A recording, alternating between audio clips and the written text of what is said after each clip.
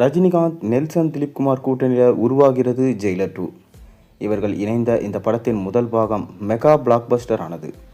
அதன் காரணமாக இந்த படத்தின் மீது எக்கச்சக்கமான எதிர்பார்ப்புகள் எழுந்திருந்தது. இதிலும் முதல் பாகத்தை போலவே பல மொழிகளிலிருந்து ஸ்டார்கள் நடிக்கிறாங்க.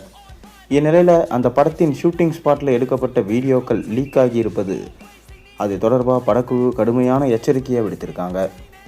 பாபா படம் தோல்வியடைந்த போது எந்த மாதிரியான பேச்சுக்களை சந்தித்தாரோ அதே அளவுக்கான பேச்சுக்களை தர்பார், அண்ணாத்த ஆகிய படங்களின் போது சந்தித்தார் ரஜினிகாந்த். ஒரு கட்டத்தில் அவரது சூப்பர் ஸ்டார் நாற்காலியே விவாத பொருளானது.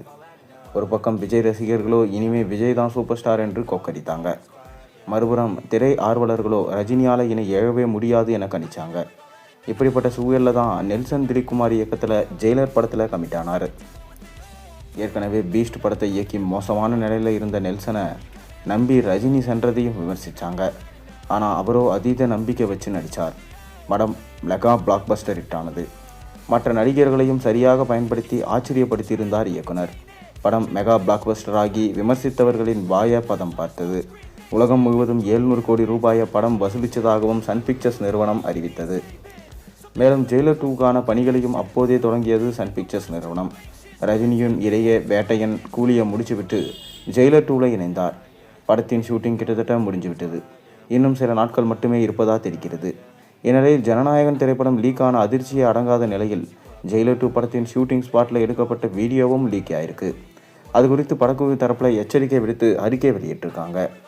அந்த அறிக்கையில் ஜெயிலர் 2 படப்பிடிப்பு தளத்தில் எடுக்கப்பட்ட வீடியோ ஒன்று சோசியல் மீடியாவில் பரவி வருவது குறித்து உங்கள் கவனத்துக்கு கொண்டு வந்திருக்கோம்.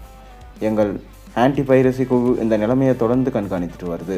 இது போன்றவைகளை நீங்கள் தேவையான நடவடிக்கைகளை எடுக்க வேண்டும்.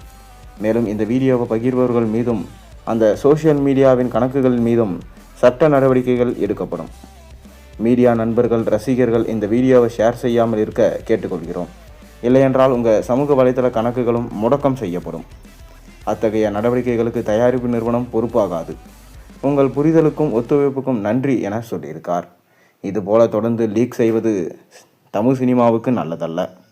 நீங்களும் கொஞ்சம் தமிழ் சினிமாவுக்கு ஒத்துழைச்சு ரசிகராகிய நீங்கள் நம்ம தமிழ் சினிமாவை முன்னேற்ற உதவி செய்யணும். கண்டிப்பாக நீங்கள் எல்லாரும் ஸ்டாண்ட் வித் தமிழ் சினிமா என ஹேஷ்டேக் பரப்பி தமிழ் சினிமாவை வாழ வைக்கணும்னு சொல்லிட்டு எல்லாரும் கேட்டுக்கொள்கிறாங்க. நீங்கள் என்ன நினைக்கிறீங்க? உங்கள் கருத்துக்களை மறக்காமல் கீழே கமெண்ட்டில் சொல்லுங்கள். மேலும் சேனலில் போடுற ஒரு வீடியோஸ் முடிச்சு நான் மறக்காமல் சேனலுக்கு சப்ஸ்கிரைப் பண்ணி லைக் பண்ணுங்கள், பெல் ஐக்கானை ப்ரெஸ் பண்ணுங்கள். அப்போ தான் நான் போடுற வீடியோஸ் எல்லாம் நோட்டிஃபிகேஷனாக வந்து சேரும்.